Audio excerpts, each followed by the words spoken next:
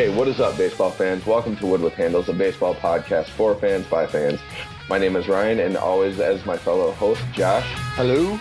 And Johnny. Hey, what's up?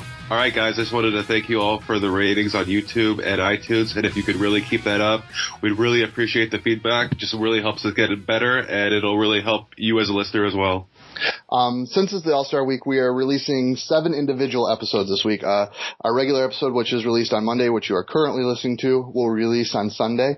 And starting Monday, every day till Saturday, there'll be an individual episode recapping each division in baseball, giving our feelings, opinions, including interviews from people, reporters, broadcasters, fans in the division. So what do you guys have been up to this week? Oh, not a whole lot. You know, it was a quick week. It was a good quick week coming off of the long weekend last weekend, but it's been good. It's just been working a lot and kind of doing things around the house, so it's been good for me. I've been wrong about so many things in my entire life, but never have I been as wrong as I have been when I thought Puig was guaranteed into the All-Star game. Hey, you weren't the only one. You weren't the only one. Yeah, that was crazy. I got to watch the White Sox beat the Tigers 2 out of 3, which was very gratifying, even though it means absolutely nothing because the Tigers are still going to win the division. Yeah, you should enjoy that. I really did enjoy it for the moment. It was funny. It was more funny to watch. Like 11 to 3 the first day. It was really comical on the Tigers' part, actually. So that was more runs than the White Sox have scored all year in one game, like legitimately. And that's why baseball is great. I mean, Your team isn't always going to have its year, but those moments are always going to happen. Yeah. Speaking of somebody who's not having their year, Ryan Braun returned to baseball the other day. Didn't have the most, the greatest impact on his team when he came back, but I'm not sure that he'll be playing for very much longer. Obviously, the steroid news is coming out. Rumor has it after the All-Star break they are going to start the suspensions, or at least release the names. How do you guys see this playing out for the rest of the year? That was really nice of Ryan Braun to make his comeback, especially knowing that he's probably going to get suspended in the next 2 weeks here. Whatever. I mean, it is what it is. He's gone. I don't really expect to see him much back this year. Who knows? Maybe he could play the rest of the year and no suspensions would come. But from every rumor we've had, he's going to be gone, and rightfully so. Well, I mean, we're going to see what happens in the next couple of weeks. We've all heard that like about 20 names are probably going to get suspended, including Ryan, Braun, and A-Rod. But we really don't know. And I'm kind of uncomfortable with suspending guys when all we have really is just one guy cutting a deal with Major League Baseball and just kind of just off of his word. I mean, I don't think there's a really good judicial system backed behind this, or Major League Baseball is prepared to actually look at this thoroughly. I think there's a lot of question marks. I don't know if they're going to be answered in the next 2 weeks, but it looks like we're going to see players gone for us up to 100 games. So it's definitely going to be an interesting week or two in terms of news, but I don't know how much of it's going to be fair or deserved or, that's about it. Yeah, I think that it's, I do think you have some valid points that obviously MLB is not a court. But from what I've heard, they have pretty substantial evidence, because that's what everyone keeps saying. Like, unless they have full on evidence, there's not really much they can do. But I guess there are players willing to talk and admit and say that they've seen players there, and I guess there is paperwork and blood samples and all this stuff that apparently they have to back their cause. Obviously, we won't really know till everything's released. A-Rod, Ryan Braun are the two big names on it. I know Johnny Peralta was a name that I heard, and Nelson Cruz. Yeah, Nelson Cruz was on it that I heard. But I imagine that not many people are going to talk until the end. But you're probably going to get some no-name bench player who plays for the Astros who's on that list, and it's going to benefit him more to talk and take a lesser suspension than it is to keep silent. And as soon as one person talks, they're all fucked. Yeah. I kind of agree. When this first came out, I was all about it. So, like, go and get these guys, drop the hammer on them. But as I thought about it in time past, the way I looked at it, it seems like more of a witch hunt from Bud Selig than anything. Yeah, there may be evidence, but it's kind of all hearsay right now, so I guess we'll find out in the coming weeks, but for me, that's kind of what it feels like right now. Yeah, I mean, I don't really want these guys to get suspended, and that's saying a lot because I don't have any of them on any of my fantasy teams, but unless there's some hard proof evidence, I really don't want to see these guys suspended just because I think it sets up some bad precedent for the future. So we'll see what happens, and I'm actually looking really forward to it. But I really hope this isn't just dropping the hammer for the sake of dropping it. Yeah. Well, obviously we'll see. It's going to be the big news coming after the All-Star break. Some of the biggest news this week, even though some of the biggest ESPN news, I should say, this week was Derek Jeter's return and his quick descent back to the disabled list.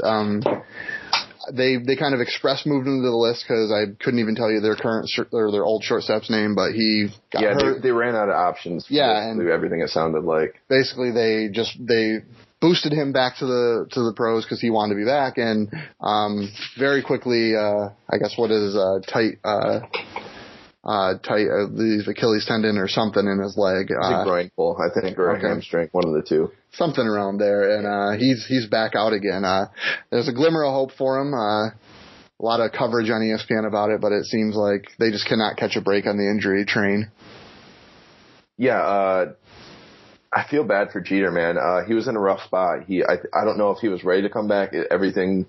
From everything it sounded, and he's Mr. Yankee. He's the captain. He said he was ready to go. He was ready to play. They had originally scheduled him back to come off the DL on Friday. They brought him back a day earlier. He was 1 for 4, but during one of those, he was legging out. I think it was going to first and a ground out, and he ended up pulling a hamstring, and then he went to get an MRI. Normally for just pulled hamstrings, you usually don't have MRIs. He said they MRI everything with the Yankees, but usually when you have an MRI of something, that's not good. And then now he said that he won't be back until after the All-Star break. Yeah, I'm just looking at it right now. It looks like it's a grade 1 quad strain, which is definitely not a good situation. It just seems by all accounts they rushed him back a little bit earlier than they needed to for a lot of reasons, and they assumed because it was Derek Jeter he could probably handle it. Well, I guess it really doesn't matter for injuries in terms of like who you are as a person, because you never know how a body's going to react. It seems like they just overplayed their head, and now they're 6 games back. I don't know how much Jeter was actually going to help, but at least from a morale standpoint, he was definitely a big factor in that. And now they're going to be out with him for a lot longer, and it's definitely going to hurt the team. Their only hope is that A-Rod doesn't get suspended. He is able to come back after the All-Star break, which is what he says is the plan. And they'll be able to kind of hopefully make a push for that division that's kind of running away from them at this point. Moving on to the Orioles, Chris Davis, who we thought wasn't going to make the home run derby and did, just hit his 35th home run last night. Obviously, they have tonight's game and Sunday night's game, and he has a chance to, what I would assume, hit at least one more home run. Vasoni said he's on track to hit 60 home runs, and I couldn't even tell you how many RBIs, but it's like a bajillion RBIs this season. It's just pretty amazing to see. Do you think he's gonna hit over 60 this year, guys? If he keeps going at the rate he's going at right now, he'll hit over 60, and it won't even be close. But to put this in a little perspective, last year the home run leader was Miguel Cabrera in the AL. He hit 44, and right now Davis is at 35 before the All-Star break. So if that tells you anything about how the pace he's been hitting at and the home runs he's been hitting out of the park and the rate they've been going out, it's been pretty impressive, and it's exciting to watch. I think 2 of the biggest storylines in all of baseball right now that are kind of unheralded, especially in the first half, are Chris Davis and Miguel Cabrera. I mean, Chris Davis has, I think, like you said, he has 35 home runs right now. I believe he's on pace for 60 or 60 home runs, like on the dot. And if he could break or tie Roger Maris's record, and be the first player to do it without more or less suspicion, because I'm assuming he's getting tested, I think that would be a pretty huge deal, and something that, I mean, we haven't seen since the 90s, since McGuire and Sosa and Bonds. So, I mean, it would be a huge deal, and it's kind of going under the radar just because people assume he's juicing, which I don't think is very fair to him. But I guess we'll see how that plays out. He has plenty of time to burn out. But if he gets to 60 and he's close at the end of the season, I think it's going to be very interesting. And we're going to hear a lot of discussion all over the media about comparing him to Maris, McGuire, Bonds, and how this whole thing is going to resurface again. Yeah, I mean, he's got to be getting tested every day at this point with how many people are calling him on this. And yeah, I mean, I don't think he's on steroids or anything, but just with the whole testing process now, I just assume it's more legitimate than it's ever been. And not to diverge too much, but Miguel Cabrera, I believe, is the first player in Major League Baseball history to have 30 home runs and 90 RBIs before the All-Star break. It seems like a stat that's probably happened before, but I believe I read that it has never happened before. Yeah, he has exactly 30 home runs and 95 RBIs right now. Yeah, it was, I mean, obviously I don't know for sure, but it was posted as the first time it's ever happened. Okay, yeah. Yeah, so it's also very amazing. We have two great hitters in baseball right now, and obviously Cabrera is not participating in the home run derby. We'll talk more about that later. Chris Davis is. Some people are worried that it's going to ruin his swing, but we'll get into a little bit of that later. We already talked about Jeter going on the disabled list, but two big names that were recently put on the disabled list this past week were Matt Kemp and Yu Darvish. Yu Darvish was my favorite to start the All-Star game for the American League this week, and it's clearly not going to happen now. And Matt Kemp just can't stay healthy at this point.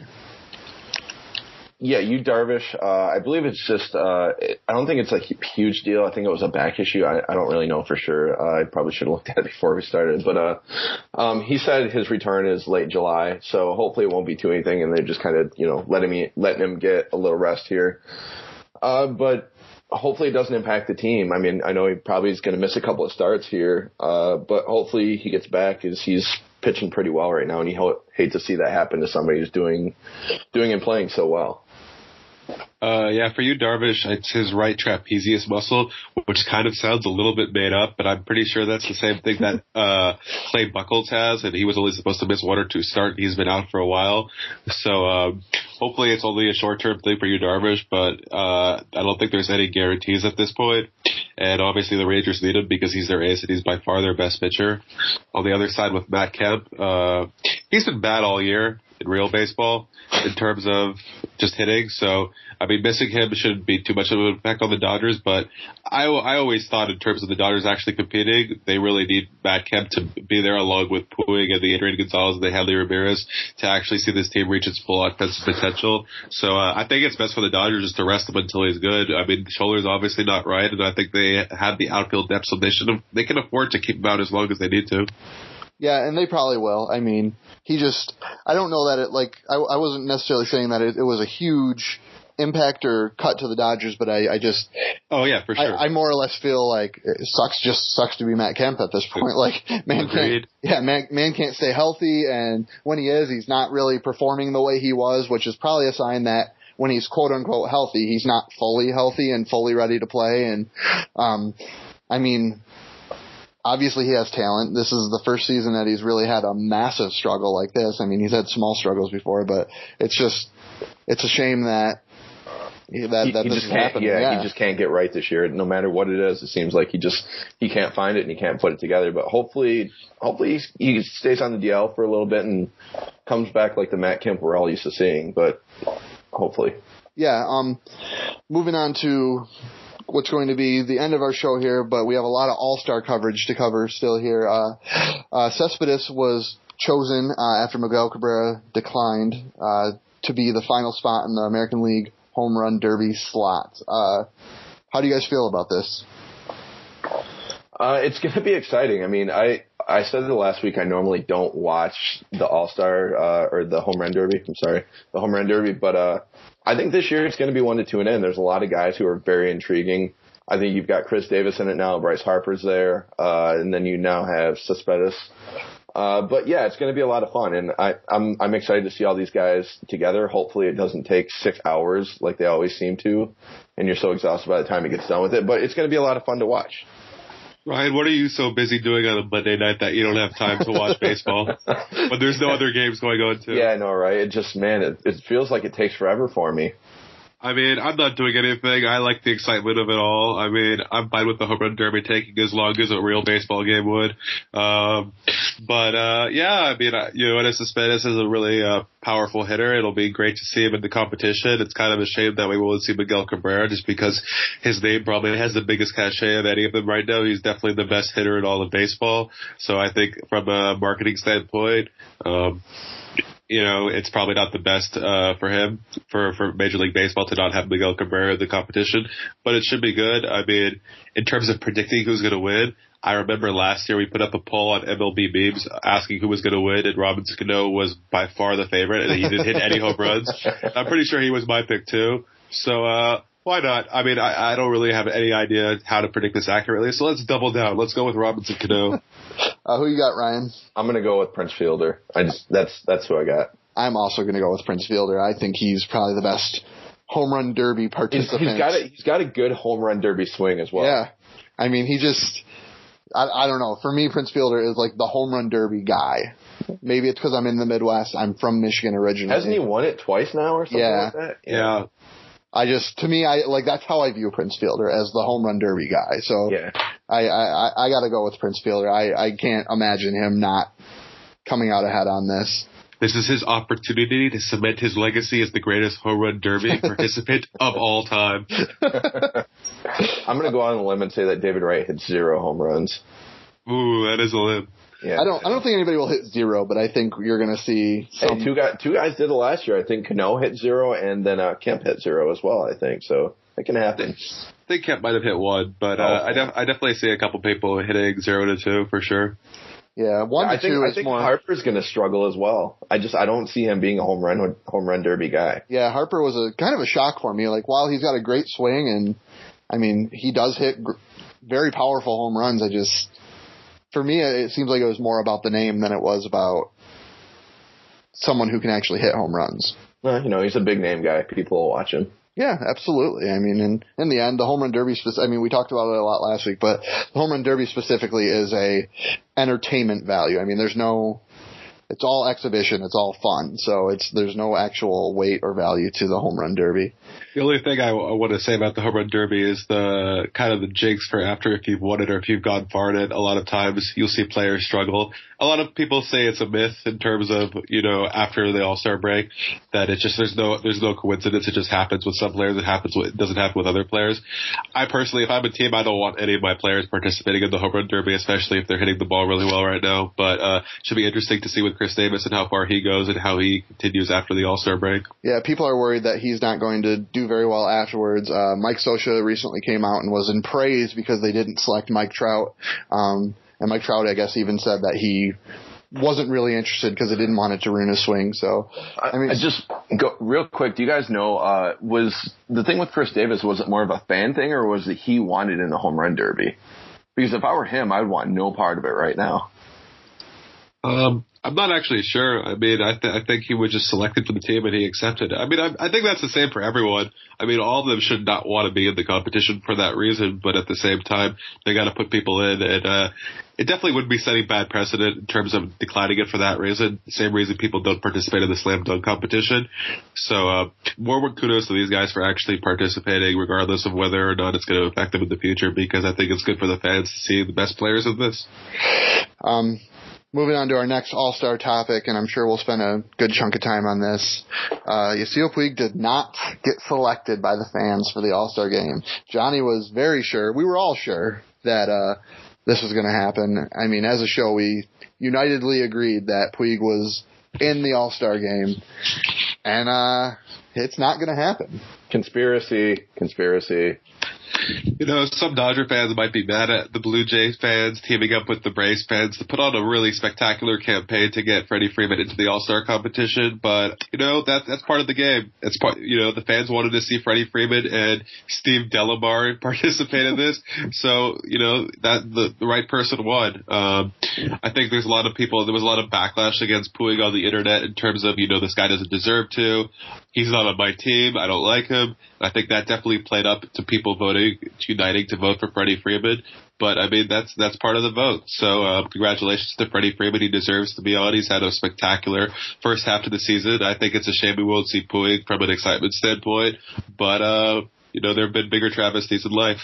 Oh, absolutely. Yeah, I agree with you, Johnny. Like, I think both you and Johnny and I said last week that there's no way that Puig misses the All-Star game, and obviously we were dead wrong. But good for Freddie Freeman. He deserves it. He probably should have been there to begin with.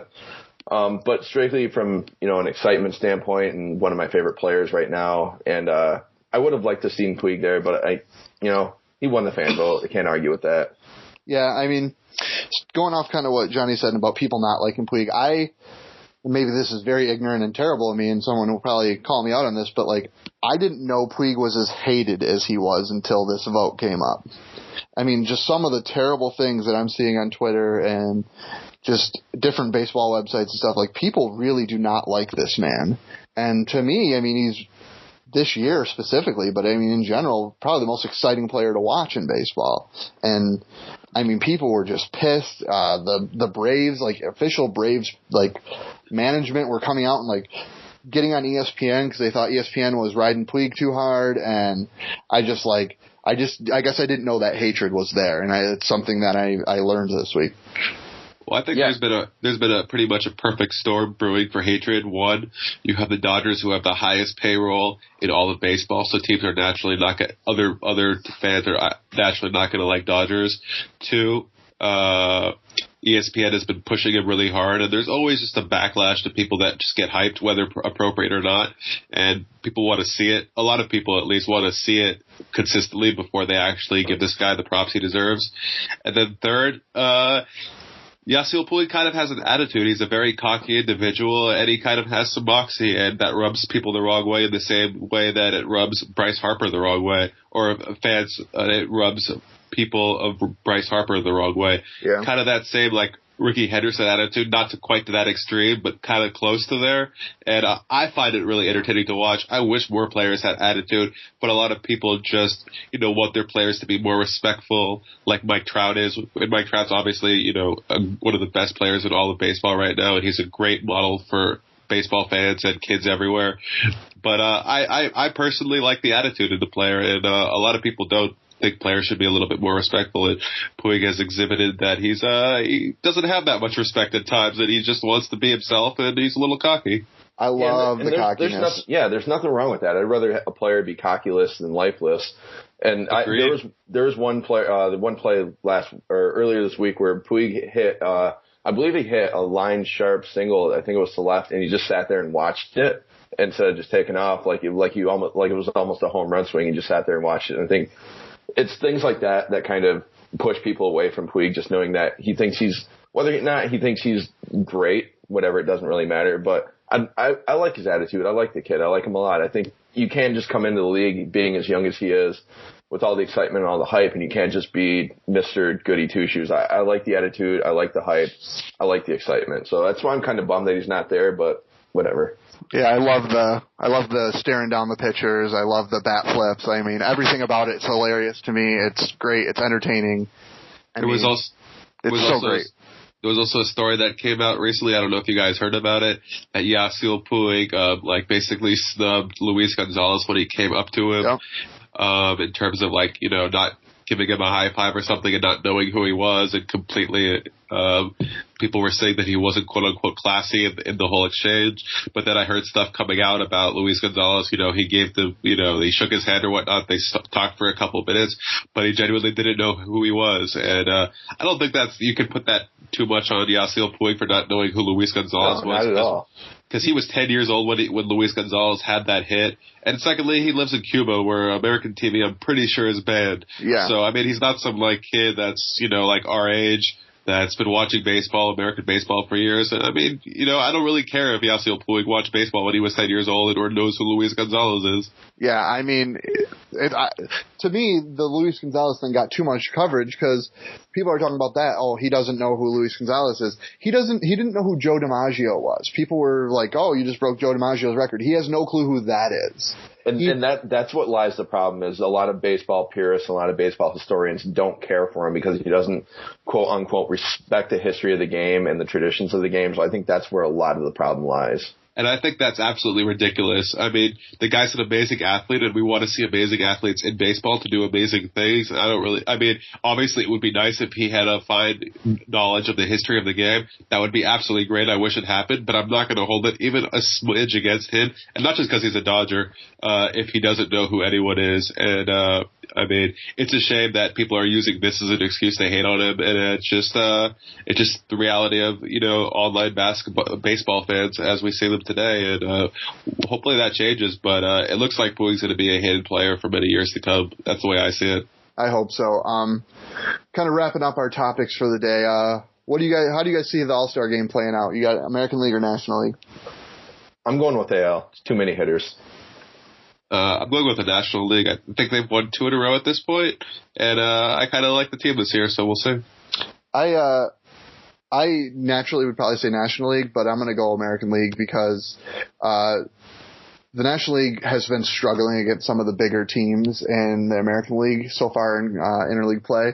A lot of the better National League teams, the Reds and whatnot, haven't played very well against the Tigers, the Rangers, the Athletics. I mean, these are teams that have kind of totally shut down like these really great teams, with the exception of the Pirates. So I think the American League the talent's a little bit better this year, but normally I would say National League, because I do think the National League is a better division normally, but I just think that the National League has struggled against some of the bigger American League teams this year. Do you think that there's going to be a certain player that's going to have a breakout game? I mean, are we going to see a phenomenal Chris Davis game? Or, I mean, who do you think is going to be the big story come next week about the All-Star game? It's always hard to tell with these things. You don't really know. Last year it was, what was his name? The guy that got suspended. I'm drawing a blank right now. Paulo Sandoval? No, the guy from, dude that got suspended. Melky Cabrera, yeah. He was the one that had the big hit, the big home run that won the game. So you never see that coming, and you end up finding out he's on steroids anyways. But it's really hard to tell for me right now. I almost, for the sake of saying it's in New York, I hope it's Wright or Cano, just because I think it would be a huge story and a great story because it's in New York. But it's so hard to tell. Yeah, I mean, who really saw that Melky Cabrera thing happening last year? My gut reaction was that David Wright was going to have a big game. He was going to really carry the moment on him. So I'm going to go with David Wright. I mean, he's obviously already broken out as a superstar, but I think this could put a nice highlight in his career. Yeah, I would like to see that happen. I mean, I think the New York thing would be nice. It's obviously both hometown guys, and I think they're both very talented and having great years. So I'll say with the David Wright area, I'm obviously a big Mike Trout fan. Anybody who listens knows that. So I'd like to see Mike Trout have a good game. I mean, he didn't do that too much last year, and it'd be nice to see him kind of stick out a little this year. That's it for this week's episode of Wood with Handles. Make sure you check out all of our division recaps to find out who we think is going to win a division and go all the way. Subscribe to us on iTunes, YouTube, wherever you listen to us. As Johnny said earlier in the show, leave us feedback, give us ratings, thumbs up. On iTunes, give us a star value.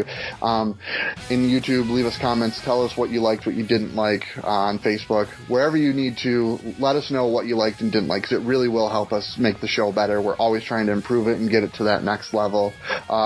You can find us on Facebook at Wood with Handles, on Twitter.com/Wood with Handles, and just follow us. Let us know what you think and give us that feedback. My name's Ryan. My name's Josh. And I'm Johnny. Thanks everyone for listening.